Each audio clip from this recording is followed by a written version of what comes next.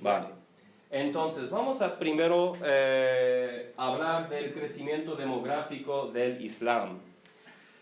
El Islam está creciendo muy rápidamente en todo el mundo. En 1914 de la población del mundo era musulmán, en 2000 20% y pensamos que en 2050 será 31%. El cristianismo, otra vez incluyendo todas las iglesias, estamos hablando de una forma sociológica aquí, en 1900 33% del mundo era cristiano, 2000 32%, en 2050 pensamos que va a seguir siendo 32%. Pero ya en 2050 estamos viendo la posibilidad de que el número de musulmanes en el mundo pase el número de cristianos en el mundo.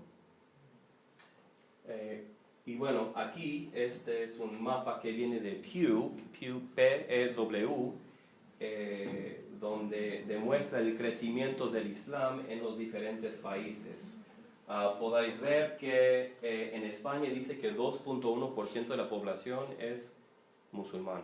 ¿Cuál es el porcentaje de la población de España que es protestante? 1.2.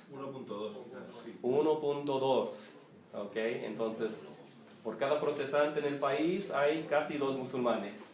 Ok, entonces España, pero mira, Francia 7.5%, Alemania dice 5.8%, pero de hecho hoy es más, porque han añadido casi 1 millón de musulmanes en los últimos 2 años. O sea, la cultura está cambiando plenamente y rápidamente en estos países. Y bueno, si queréis este mapa, me podéis contactar por email y lo tengo, o también se puede encontrar fácilmente en el internet. Sí. No, en cuanto a este crecimiento, ¿no?, demográfico tan importante, solamente un dato, hace 32 años, en 1986, se calculaba que había en España como 100.000 musulmanes. Aproximadamente 30.000 de ellos españoles conversos al Islam, en el 86. 30 años después, estamos hablando de que son el 2,1, o sea, sí, en torno a 1,5 millones por lo menos. Sí, sí. Y está creciendo rápidamente. ¿Cuál es la razón principal por el crecimiento rápido del Islam en el mundo hoy? ¿Es conversión? No es conversión. ¿Qué es? La familia. Sí, fertilidad, ¿verdad? Pero bueno, veremos. En los Estados Unidos, cuando daba esta charla, decía, entonces, si queréis, si estás preocupado por esto, debes de tener más hijos. O si no quieres, puedes apoyar nuestro ministerio. Y decir, bueno, pues, ¿cuál es el nombre de la misión, de la iglesia para escribir un cheque, ¿verdad? Pero bueno, es lo que estamos viendo ahora. Y Pew es muy respetado. O sea, esto no es para asustar a la gente, ¿verdad? Bueno, nuestra historia. He compartido un poco sobre eso, esto. Hechos históricos. O sea, Ramón Llull es un hombre muy importante. El fracaso de la iglesia. Mucha gente pregunta, ¿por qué es que los musulmanes están viniendo a Europa, a Norteamérica? Bueno, podemos identificar cosas como cosas económicas y problemas de derechos humanos en el mundo musulmán, que son problemas muy severos. Pero también yo creo que podemos identificar que en el plan de Dios Él tiene el deseo de que el Evangelio alcance a todas las naciones. O sea, esa palabra nación no significa países. En ese tiempo no habían países. Nación, ¿qué significa? Como tribus realmente, los pueblos del mundo. Y nosotros los cristianos llevamos el Evangelio a los animistas de Sudamérica y de África, llevamos el Evangelio hasta cierto punto a los budistas y hindúes, pero los musulmanes siempre decíamos, es que es muy difícil. O sea, durante el Imperio Otomano, por ejemplo, mandamos una familia a Haifa, en Palestina, en Israel, y están allá 10, 20, 30 años y regresan y preguntamos cuántos conversos hay y dicen, pues 3 más o menos. O sea, y tanto dinero y tanto tiempo. Entonces dijimos, pues es que es muy difícil, cuesta mucho, es ilegal evangelizar a los musulmanes en los En los países musulmanes, la Sharia dice claramente que es prohibido. Y también los conversos muchas veces los matan, que también viene de la Sharia, que veremos más tarde. Entonces nos justificamos a nosotros mismos, como si el Señor hubiera dicho, id a todas las naciones, pero si es muy difícil, no tienes que ir, ¿verdad? Entonces yo creo que hay un fracaso de la iglesia. Por causa de este fracaso de la iglesia, vemos que porque no llevamos el evangelio a los musulmanes, Dios ha traído a los musulmanes a nosotros. Porque la iglesia a través de los siglos no ha hecho lo que debía de haber hecho. Pero Dios no se va a confundir por su iglesia, ¿verdad? Entonces dijo, bueno, si no queréis ir a los musulmanes, voy a traer los musulmanes a vosotros. Aquí están. Los terrenos perdidos, estamos hablando de Alejandría, Constantinopla, Nicea, Éfeso, las iglesias del Apocalipsis, Cartago, tantas iglesias que aportaron mucho a la vida de la iglesia, y hoy son casi todos musulmanes. Bueno, y lo demás lo vamos a saltar por el momento. Cuando llegamos a Jordania, fuimos a Jordania para aprender árabe, ¿verdad? Para conocer más al idioma central del Islam. ¿Por qué aprender árabe? ¿Cuál es la importancia de este idioma? No existe un paralelo en el cristianismo. El cristianismo no tiene un idioma oficial. O sea, nadie dice Dios habla griego, Dios habla hebreo, Dios habla latín. Algunos cristianos escuchan esto y dicen, no, pues es como el latín, que era idioma oficial de la iglesia por muchos siglos. No es un paralelo, no lo es. En Islam, Dios habla árabe. El Corán es eterno con Dios. Sí, es cierto que en Europa por muchos siglos se usaba la Biblia Sacra Vulgata de San Jerónimo, pero el caso es que antes de eso no se usaba, y después de mucho tiempo, hasta la Iglesia Católica dijo, bueno, pues vamos a usar los idiomas locales. Y además de eso, en muchas otras partes del mundo, en el Oriente, no estaban usando latín, estaban usando siriaco, griego, Amharic, el idioma de Etiopía, ¿verdad? Cóptico en Egipto. Entonces, este hombre aquí era mi profesor de árabe, y aquí hay unas ruinas romanas de allá. Entonces, esto es una mezquita muy nueva que vimos allá en la ciudad de Amán. Pero bueno,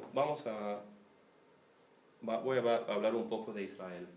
En Israel hay aproximadamente 5.000 cristianos evangélicos en todo el país, 5.000.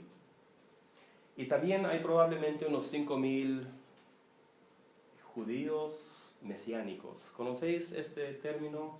Sí, o sea, dicen ser judíos, son de familias judías, y no dicen ser cristianos, sino seguidores de Jesucristo, pero adentro de la comunidad judía.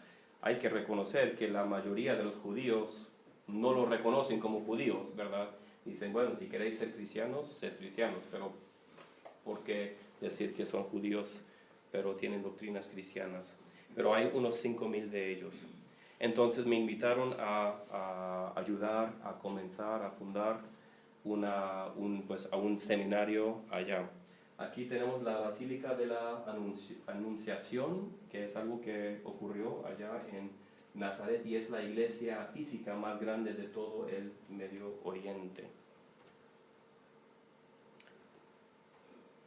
Bueno, salvación y pecado.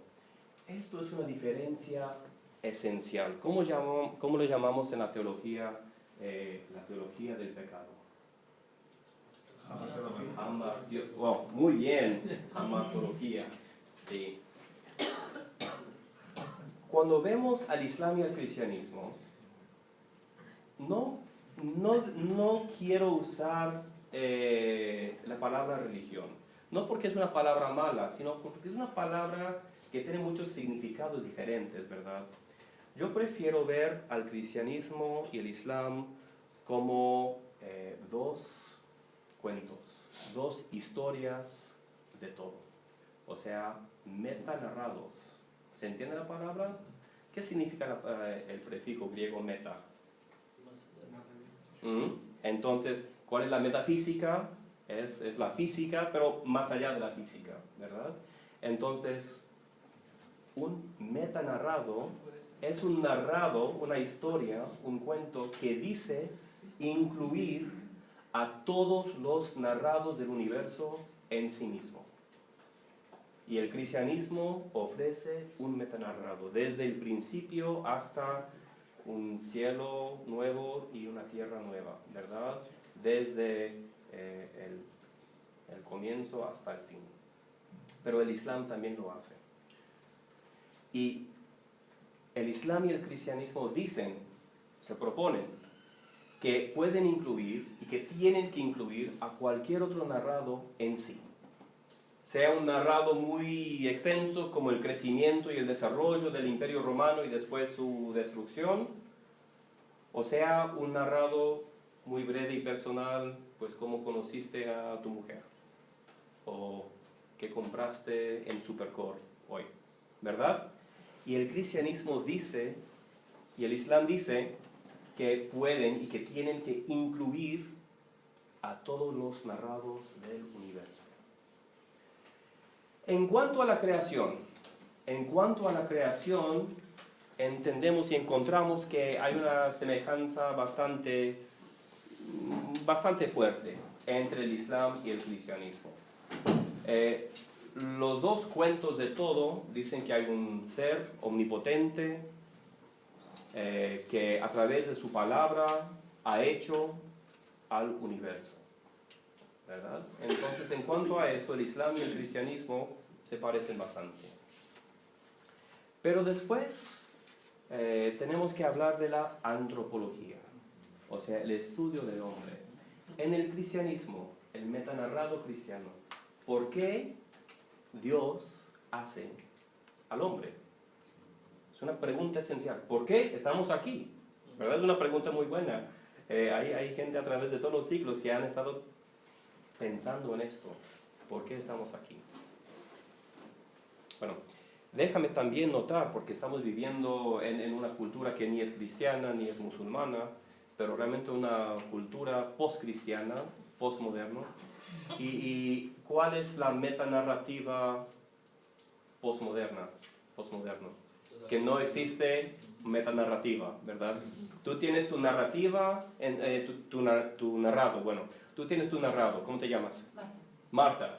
Bueno, Marta, tú tienes tus valores, tú sabes las cosas que para ti son buenas y son malas, tú tienes tu narrado. Y yo tengo mi narrado, ¿verdad? Yo también tengo mis valores y para mí hay cosas que son buenas que quizás para ti son malas. Pero, pues no hay ningún metanarrado donde se pueden contactar. También el propósito. Yo digo que, bueno, pues es que es una cosa muy buena para el humano, pues tener una familia y tener hijos. Y el Islam dice, eso es cierto. Y el cristianismo y el judaísmo dicen, eso es cierto. Ahora, ¿hay gente que es llamado para ser soltero? Pues sí, pero normalmente en una familia es algo bueno. Pero en una sociedad postmoderna, ¿qué encontramos? Bueno, quizás en tu narrado eso es cierto. Tener una familia y tener hijos es algo bueno. Pero en mi narrado es muy bueno pues no tener que gastar tanto tiempo y dinero en los hijos, porque realmente cuestan mucho. Aún con la tarjeta de familia numerosa me cuestan mucho. Pero bueno, pero entendéis, ¿verdad? Que podríamos incluir el postmodernismo aquí, ¿verdad? Pero bueno, estamos hoy hablando más que todo sobre el cristianismo y el Islam. En el cristianismo, ¿por qué Dios hace a los humanos? ¿Alguien dame una respuesta? No, en el cristianismo. ¿Por qué? Por amor, por compartir, por tener una relación con nosotros. Por tener una relación, ¿sí? Hay una lema teológica, no me la sé en latín y me siento avergonzado por no saberlo en latín. Pero creo que viene de Tomás de Aquino y dice que lo bueno en sí es fructífero. Es una observación muy profunda. Lo bueno en sí es fructífero. O sea, lo que es bueno en su esencia siempre tiene que crecer y alcanzar más allá de sí mismo.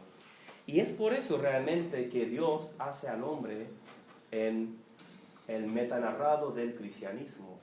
Porque Dios en sí es amor, una comunidad de amor, y ese amor tiene que crecer y tiene que experimentar una fructificación, ¿verdad?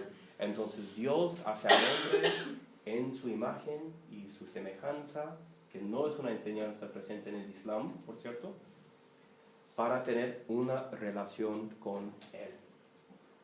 En el Islam, el metanarrado del Islam es diferente. Hay un versículo del Corán que dice: yo os he hecho para que veáis mi poder. Pues en el cristianismo, en el metanarrado del cristianismo, observar el gran poder de Dios y alabarlo no es algo que no entendemos, pero tampoco es la razón principal. Él nos hizo para relación con Él. En el Islam, la razón principal es para que hayan seres que puedan observar el poder de Dios y alabarlo en un temor santo.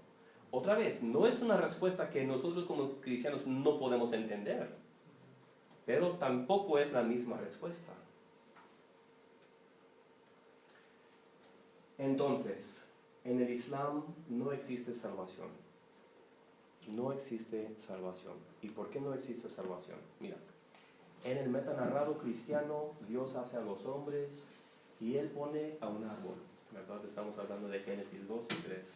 Él pone a un árbol en medio del jardín y ellos tienen voluntad libre, ¿verdad? Pero Dios, para que haya una voluntad libre, verdadera, tiene que haber la opción de no seguir en relación, ¿verdad? Así son las relaciones humanas. Si yo no te puedo decir, no quiero ir a cenar contigo, o sea, yo tengo la obligación de cenar contigo porque alguien me está pagando o habrá algún castigo si no lo hago, eso no es algo libre. Eso no viene de una amistad verdadera. Por eso es que muchas veces hay gente que uno ve en el trabajo, se lleva bien con esa persona, pero el caso es que tú tienes que ver a Juan, o sea, ¿por qué trabajas con él? Entonces normalmente no decimos que es una amistad. Ahora, si después él se va a otro lugar para trabajar o tú te vas y aún siguen juntando, pues tú y Juan para charlar o algo así, eso podríamos decir que es una amistad, porque no existe compulsión, ¿verdad? O sea, tú tienes la opción de no seguir en esa relación. Y por eso es metafísicamente esencial la existencia de este árbol. Tiene que haber una opción para los humanos no seguir en esta amistad con Dios. Y de hecho, es precisamente lo que hace Adán y la mujer. ¿Cuándo recibe la mujer un nombre en Génesis? ¿Cuándo es?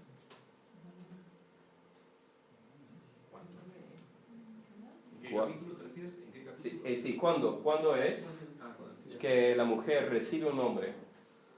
Recibe su nombre después de la expulsión. Cuando es presentada No tiene nombre, no tiene nombre.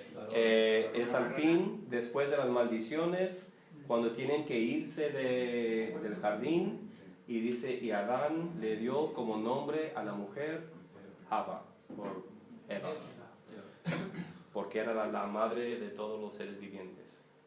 ¿Cuál es el significado de que la mujer no recibe un nombre hasta después de la entrada de pecado? ¿Qué significa en la cultura hebrea nombrar a alguien? ¿Propiedad? Sí, es mi propiedad, ¿verdad? Es por eso que Dios le da autoridad a Adán a nombrar a los animales, porque él está diciendo, bueno, tú eres mi representante, es algo vicario, ¿verdad? Y por eso es que Dios muchas veces da nombres nuevos a personas. Jesús, cuando da nombre nuevo a Pedro, es lo que está diciendo. Está diciendo, bueno, yo soy como Dios. ¿Qué es cierto? Dios. Pero bueno, entonces entra el pecado en el metanarrado cristiano. Si vemos los versículos del Corán, son diferentes. La mujer en el Corán nunca tiene nombre. Hay nada más una mujer en todo el Corán que tiene nombre. ¿Y qué mujer es esta? Mariam, sí. Y ninguna de las esposas de Mahoma, ni Eva, ni Sara, ni nadie más tiene nombre en el Corán, nada más Mariam. Y de hecho hay todo un capítulo que es nombrado por ella, Surat Mariam. Pero en el Corán vemos algo muy diferente. En el Corán vemos que Dios hace al hombre de la tierra y los ángeles le dicen a Dios, ¿qué estás haciendo, Dios o Allah? ¿Qué estás haciendo? Porque esta cosa, esta criatura que estás haciendo va a hacer cosas malas. Entonces, muy fascinante porque los ángeles están advirtiendo a Dios que no es buena idea. Y Dios contesta, bueno, yo sé cosas que vosotros no sabéis, ¿verdad? Es la respuesta de Dios en el Corán. Y cuando Adán y la mujer, y por cierto, Adán es profeta en el Islam, el primer humano es el primer profeta. Cuando Adán y la mujer comen del árbol, Dios les dice, bueno, tenéis que irse del jardín, pero no entra el pecado a todos los seres humanos. En árabe, de hecho, la palabra cotidiana, la palabra normal, hay un vocabulario muy extenso, ¿verdad? Pero la palabra normal para pecar y para cometer un error son la misma palabra. O sea, si yo digo he pecado contra ti, es lo mismo decir he cometido un error. Entonces, si yo pienso que te voy a ver miércoles a las 6, pero de hecho habíamos quedado que miércoles a las 8 y llego a las 6 y me voy, pues es que he cometido un pecado, ¿verdad? Entonces esta palabra, hasta la palabra pecar, no tiene el mismo significado. Y todos los idiomas del cristianismo de Europa tienen un vocabulario para diferenciar entre estas dos cosas, pero en el árabe no es claro de qué estamos hablando. Entonces lo que pasa es que Dios en el Corán dice, bueno, lo que vamos a hacer es esto. Ustedes los humanos van a tener que vivir y los que son buenos podrán regresar al jardín y los que no son buenos no van a regresar al jardín. Y entra en el narrado del Corán una figura muy interesante llamado Iblis, que es el diablo. Iblis dice, yo voy a desviar a los humanos, porque Iblis es maldecido por Dios, o sea, es el enemigo de Dios. ¿Por qué es maldecido por Dios? Esto es muy interesante. Porque después de hacer el hombre, Dios dice a los ángeles que deben de hincarse delante de él. Es algo muy raro, porque en el Islam demostrar el respeto a cualquier cosa como un ser humano de esta forma es completamente prohibida. Entonces Iblis, el diablo, dice, yo no lo haré. Los otros ángeles lo hicieron, pero el diablo dice, no lo voy a hacer. No me voy a hincar para venerar, ¿verdad? No adorar a este hombre. No lo voy a hacer. Y por eso es maldecido por Dios. Aunque según la enseñanza tradicional del Islam, Iblis ha hecho lo correcto. Muy raro. Pero bueno, y tengo todas las citas del Corán. Si vosotros queréis leer todas estas citas, las tengo todas. Entonces, el Iblis dice, yo voy a desviar a los humanos para que no sabrán cuáles son los mandamientos para que puedan regresar al jardín. Y Dios le dice, bueno, podrás desviar a algunos de ellos, pero a algunos otros yo los voy a guiar hasta el día del juicio. Y hasta el día del juicio, entonces, Iblis será aventado al fuego, o sea, el infierno. Perdón, entonces para los musulmanes también existe un concepto de infierno. Sí, sí, pues, pero el paraíso es precisamente regresar al jardín. Por eso, cuando hablan del cielo, no hablan del cielo, hablan del al-Jannah. Jannah es la misma palabra que usas para un jardín. Dices, oye, ¿qué Jannah más bonita tienes aquí? Estos flores son muy bonitos. Y paraíso, pensamos que es una palabra griega, pero vino a Irán y significa también un jardín, pero un jardín con paredes. Vallados. ¿Un qué? Vallados. Vallados. Sí, muy bien, gracias. Palabra nueva para mí. Entonces, pues en el Islam, esta de tener una visión o de conocer metafísicamente a Dios es una cosa que pertenece a los sufí, es una tradición mística, pero es una tradición menor, ¿verdad? No es como el cristianismo, aunque el cristianismo nos da muy pocos detalles de cómo será el escatón, pero hablamos más de eso luego.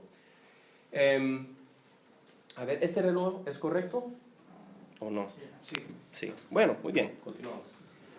Entonces, en el Islam, el enfrentamiento principal no tiene que ver con el pecado, tiene que ver simplemente con Dios y el Iblis, o sea, el diablo. En el cristianismo, el pecado es algo que, pues, es como un cáncer que arruina a toda la raza humana, ¿verdad? Soy pecador desde mi concepción, desde la vientre de mi madre, he sido concebido en pecado. Este tipo de manera de hablar es totalmente ajena para el Islam. El Islam, en cuanto a la amartología, ¿es la palabra? Amartiología. En cuanto a la amartiología, dice, no existe el pecado original. El Islam propone lo mismo que propone el humanismo secular, que es inocencia original.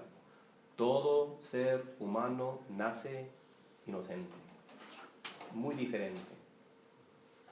De hecho, según el Islam, todos ustedes aquí y yo, cuando nacimos, ¿por qué nacimos inocentes delante de Dios? Nacimos en un estado natural de sumisión. O sea, todos nosotros nacimos como musulmanes. ¿Sabían esto? Que tú sabías que naciste como musulmán. Sí. Y es por eso que muchos de los conversos al Islam no dicen, yo me convertí al Islam. ¿Qué dicen ellos? Yo volví, o sea, revertí, no sé si se usa esta palabra, pero nunca, muy pocas veces hablan de una conversión al Islam, sino he regresado, he vuelto a la religión natural. Entonces, estamos viendo aquí que hay una antropología, hay una amartiología muy profunda y muy diferente. Muchas veces los cristianos y los musulmanes quieren comenzar con la pregunta de cómo es Dios. Y tarde o temprano alguien me va a hacer la pregunta, ¿el Dios de la Biblia es el mismo Dios como el Corán? Porque entre los cristianos algunos dicen que sí, algunos dicen que no. Bueno, si quieren hablar de esta pregunta lo podemos hacer, pero al fin de los 3 días, ¿vale? Y al fin de los 3 días vamos a tener mucho conocimiento para, de hecho, contestar la pregunta bien, porque no es una pregunta tan sencilla como parece ser. Pero bueno, entonces, el Islam y el cristianismo, os voy a dar una analogía.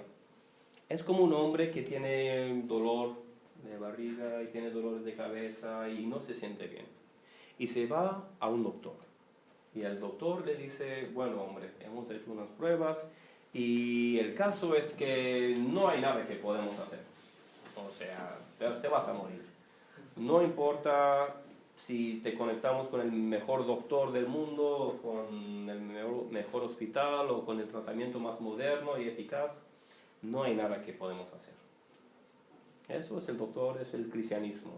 El Islam dice, bueno, no te preocupes, debes de tomar unas vitaminas, debes de hacer un poco más ejercicio y debes de pues dormir mejor y comer más verduras. Eso es el Islam. Porque en el Islam el hombre es en su esencia bueno.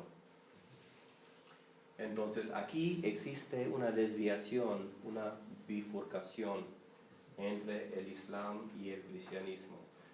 Acuérdense, en cuanto a la protología, o sea, el estudio del origen del universo, del cosmos, encontramos un narrado muy parecido, ¿verdad?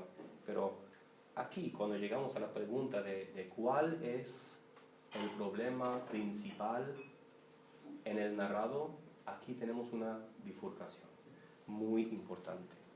Otra vez, muchas veces la gente quiere hablar de Dios, ¿verdad? Y vamos a hablar mucho de Dios, pero más que todo, tenemos que aquí al comienzo enfocarnos en la antropología, ¿verdad?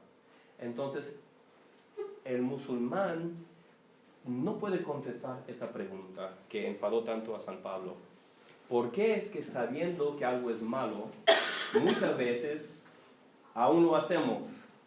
Bueno, en la teología moral del cristianismo tenemos una palabra excelente, se llama concupiscencia. No sé si lo usan mucho, pero es una palabra muy buena. Es una palabra como vocación quizás muy antigua, pero ¿qué significa concupiscencia? Que la voluntad del ser humano está curvado, está como que doblado en sí, o sea, no es algo saludable, no es algo recto. En el Islam no pueden contestar la pregunta.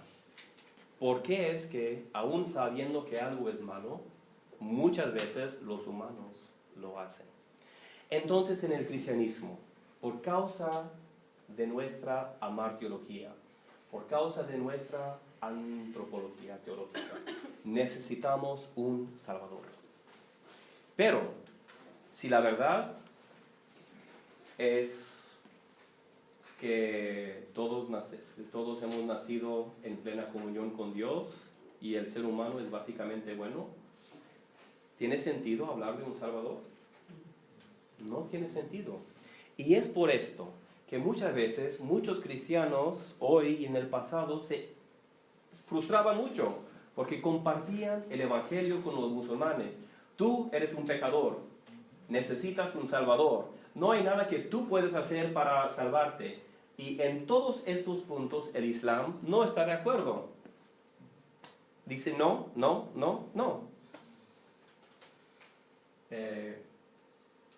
Entonces, a ver, hemos cubierto todo esto.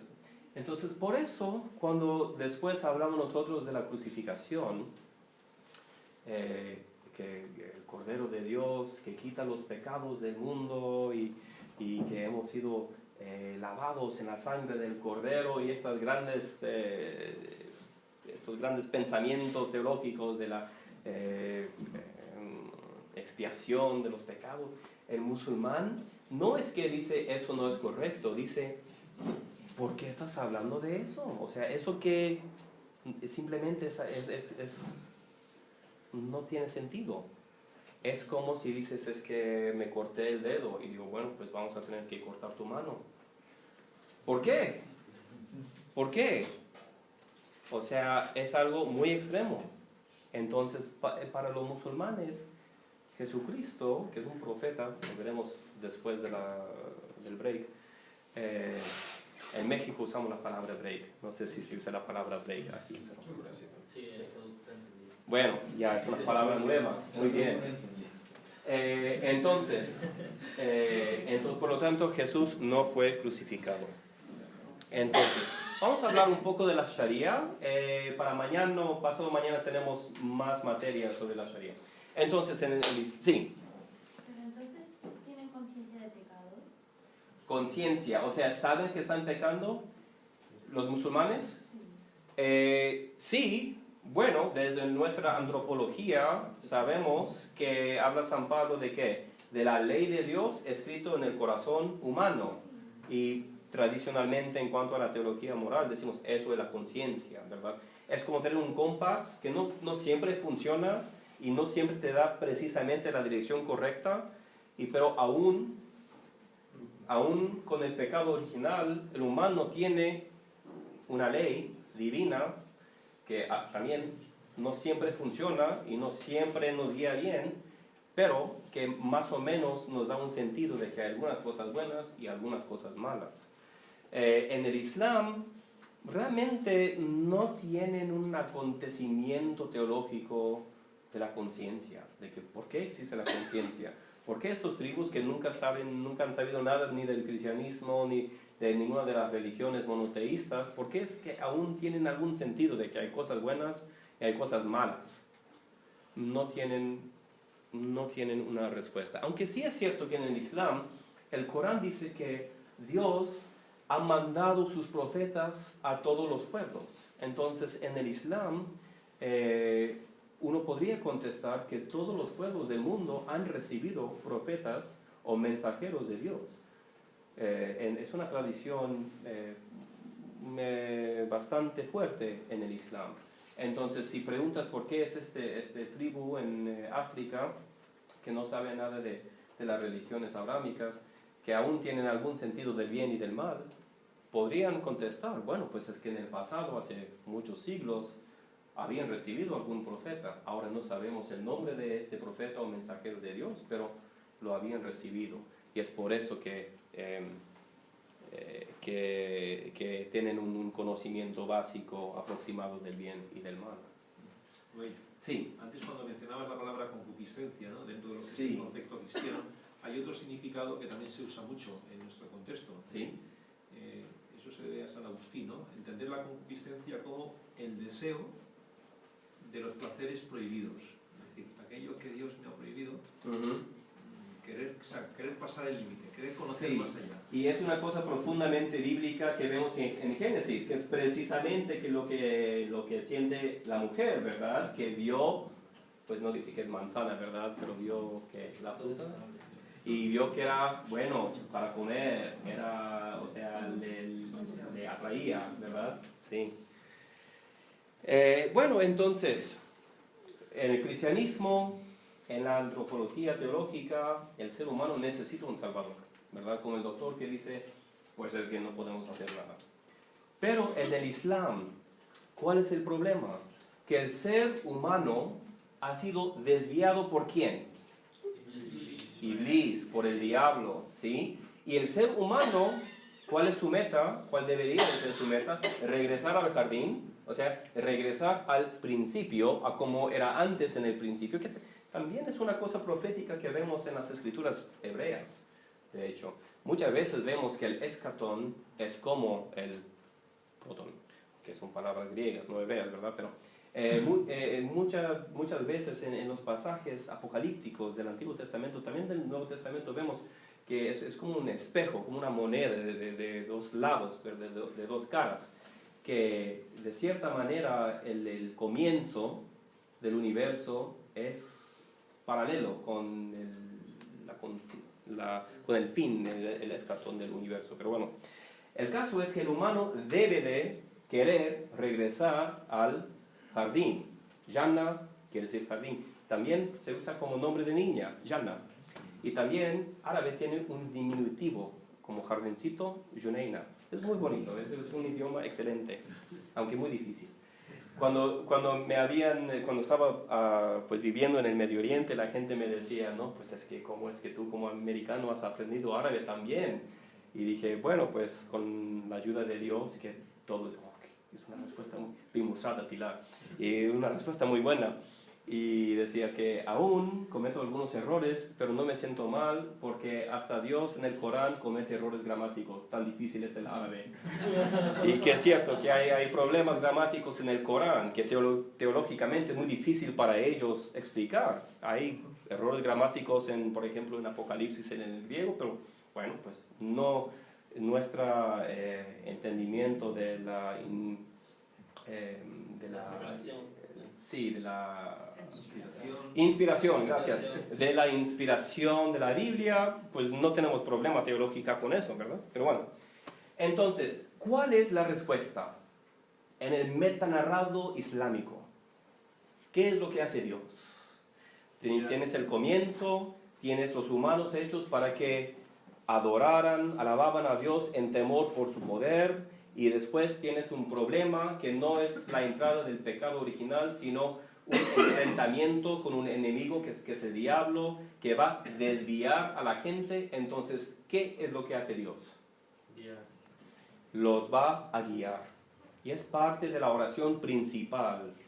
Guíanos, guíanos. Entonces, ¿cómo se llama en el Islam la revelación completa y final de los mandamientos de cómo debe de vivir el ser humano? Sharia. Sharia. Entonces, si quieres hacer un paralelo, o sea, ¿cuál es la respuesta principal de Dios en el metanarrado cristiano al problema humano? Diríamos la cruz de Cristo. O si somos más ortodoxos, la encarnación de la palabra de Dios, ¿verdad? Que es otra manera de contestar la misma pregunta correctamente. Pero en el Islam, ¿cuál es la respuesta? Es la Sharia. Ahora, ¿qué significa esto? Ya hemos hablado del Iblis, o sea, el diablo. Hemos hablado de que Allah ha mandado a sus diferentes profetas a todos los pueblos del mundo, ¿verdad? Pero, ¿qué pasa? Vamos a hablar un poco de Israel. ¿Cuál es el punto? Vamos a ver unas cosas básicas. La Biblia tiene dos partes, el Antiguo Testamento y el Nuevo Testamento. El Antiguo Pacto, ¿quién es el mediador del Antiguo Pacto? Moisés. ¿Quiénes son los dos grupos comprometidos en el pacto? Dios e Israel. ¿Y cuál es el punto? O sea, ¿qué quería hacer Dios? ¿Por qué hace Dios este pacto? Que fueran bendición a las naciones. Eso es el pacto abrámico, de hecho.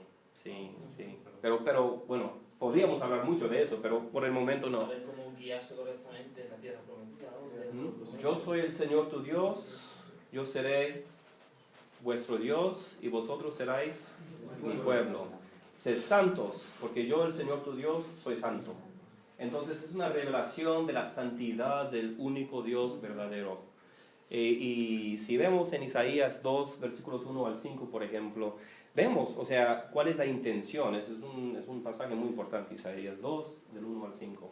Y allá Isaías ve algo que nunca se ha cumplido hasta ahora en la historia, pero Isaías ve que todos los pueblos alrededor de Israel, bueno, de Judá, verán que son fieles a este pacto y que están caminando en la Torá de Dios. ¿Y qué hacen todas las naciones alrededor de Judá en este pasaje? Van a Sion, van a aprender la ley del Señor de Yahweh, ¿verdad? Y este es el pasaje donde vemos estas palabras famosas que no sé decirlas en español porque tiene unas herramientas agrícolas. They will hammer their swords into plowshares. Espadas a Espadas en guadañas. guadañas. O arado. Bueno, hasta entre nosotros es una palabra que obviamente no usamos mucho, ¿verdad? Pero habrá paz, una paz eterna. Hasta hoy en día nunca se ha cumplido completamente esta profecía, pero era la meta de Dios, era su plan, era su deseo. Si Judá era fiel a la Torá, viviendo según la Torá, que de hecho es muy parecido a la Sharia en ciertos puntos, todas las naciones alrededor iban a ver a Judá, a la santidad de este pueblo, y a través de la santidad del pueblo iban a ver a qué? La santidad del único Dios, verdadero creador del cielo y de la tierra. Y se iban a acercar, o sea, era una misión de atraer, como lo hace Hillsong, ¿verdad? No sé si habéis ido a Hillsong. Yo fui una vez porque soy antropólogo y sociólogo y me encanta entender diferentes cosas, y vi que casi 60-70% de las personas allá eran extranjeros, pero sabían de la marca de Hillsong, entonces venían a Hillsong. Pero bueno, pues qué bien para ellos. Eso es el punto del pacto mosaico. ¿Cuál es el nuevo pacto? ¿Cuáles son los partidos? ¿Partidos, podríamos decir? Partes. Los partes. ¿Cuáles son las dos partes en el pacto nuevo? Bueno, ¿quién es el mediador del pacto nuevo? Estas son preguntas muy básicas. ¿Quién es el mediador? Jesús, muy bien. ¿Y quiénes son los partes? Dios y la humanidad, toda la humanidad. La iglesia, ¿verdad? Después de la cena tomó el pan y lo quebrantó y lo dio a sus discípulos diciendo: este es mi cuerpo que es quebrantado por vosotros. Y igualmente después de la cena tomó la copa y lo bendijo y dijo: toma esto es mi sangre del nuevo pacto, que es derramado por vosotros, o sea, los discípulos, y muchos. O sea, todo aquel que viene en la tradición apostólica, todos los que siguen los pasos y la fe apostólica de estos discípulos de los apóstoles de Cristo, que normalmente, ¿cómo llamamos a esta comunidad? La iglesia, ¿verdad? Entonces, ¿y cuál es el punto? ¿Qué es lo que Dios quiere cumplir con el pacto nuevo? Esta es mi sangre del pacto nuevo, derramado por redención, pero completamos el versículo: derramado por vosotros y por muchos por remisión de los pecados. Sí. Entonces, si el pacto antiguo, el pacto mosaico, tenía un deseo central de demostrar la santificación de Dios a todas las naciones del mundo, el resultado principal del pacto nuevo es precisamente la remisión o el perdón de los pecados. Entonces, y hablamos de Israel, ¿verdad? Pero ¿qué pasa? Ahora vamos a cambiar al metanarrado islámico. ¿Qué pasa con Israel? Habla el Corán mucho de Israel. Y vamos a ver más tarde la vida de Mahoma, porque él tenía mucho más que ver con judíos que con cristianos. Él durante su vida casi no conocía personalmente a cristianos, ¿verdad? Pero él tenía que ver mucho con judíos y de hecho se deshizo de todos los judíos allá. Era un hombre muy eficaz. Entonces, ¿qué pasa? Dios manda a los hebreos profetas, pero no profetas como los profetas de todos los otros pueblos que simplemente traían un mensaje, sino profetas, hombres especiales, como Moisés, que no solamente habló, sino dejó un documento. Esto es en el Corán, ¿verdad? Que es la Torá. Otro profeta, el profeta Daud, que vendría siendo David en español, que también recibió un texto divino que se llama Az-Zabur, o sea, los Salmos, ¿verdad? Y después otro profeta judío que recibió un texto que se llamaba el Injil, o sea, el Evangelio. Estamos hablando del profeta Jesús, hijo de María. Hijo de María es el término que se usa muchísimo en el Corán para hablar de Jesús, aunque también tiene la palabra Mesías. Pero ¿qué pasa? Los musulmanes, la mayoría de los musulmanes son como la mayoría de los cristianos, no saben qué significa la palabra Mesías, ¿verdad? Muchas veces me preguntaban en los Estados Unidos: ¿cómo son los musulmanes? Y yo: pues son como los cristianos. O sea, hay algunos de ellos que realmente toman su fe de una manera seria, pero la gran mayoría de ellos lo toman muy amena y no la conocen muy bien, ¿verdad? Así son los cristianos. Y bueno, gracias al Señor estamos aquí para que podamos resolver esto y tener un pueblo de Dios pues educado y con más conocimiento, ¿verdad? Pero ¿qué pasa? ¿Qué pasa entonces con la Torá, con los Salmos y con el Injil, el Evangelio? Estos tres textos divinos revelados por Allah para el pueblo hebreo, para los israelitas. ¿Qué pasa? Bueno, los musulmanes en su narrado del todo dicen: han sido corrompidos. O sea, el texto que tú tienes ahora, que dices que es la Torá o los Salmos o el Evangelio, tiene corrupción. O sea, tú no puedes confiar en ese texto. Los judíos y los cristianos han cambiado el texto por malos, por necios, ¿verdad? Y esto se llama tahrif, es la palabra en árabe oficial, corrupción, tahrif. Entonces, Israel tiene un rol en el metanarrado del Islam, igual que en el cristianismo, ¿verdad? En el metanarrado del cristianismo, Israel es fiel a su parte del pacto, o sea, viven fielmente de acuerdo con la Torá. No, y por eso si lees los profetas del Antiguo Testamento, es la cosa principal que están haciendo. Los profetas del Antiguo Testamento muchas veces no están hablando del futuro, de vez en cuando. Más que todo, ¿cuál es el propósito central de las escrituras proféticas? Es llamar al pueblo de Dios a ser fieles a su pacto, ¿verdad? Por eso existen. Aunque hoy en día queremos saber qué significa cada detalle de Daniel y de Ezequiel, ¿verdad?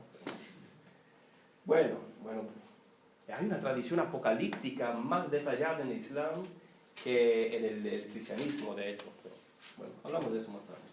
Entonces, ¿qué va a hacer Dios? ¿Qué hace Dios en el metanarrado islámico? Ya que estos judíos y cristianos necios han corrompido los textos divinos de la Torá, los Salmos y el Evangelio. ¿Qué tiene que hacer? Tiene que mandar a un hombre, primero que todo va a reubicar el enfoque de su actividad de revelación.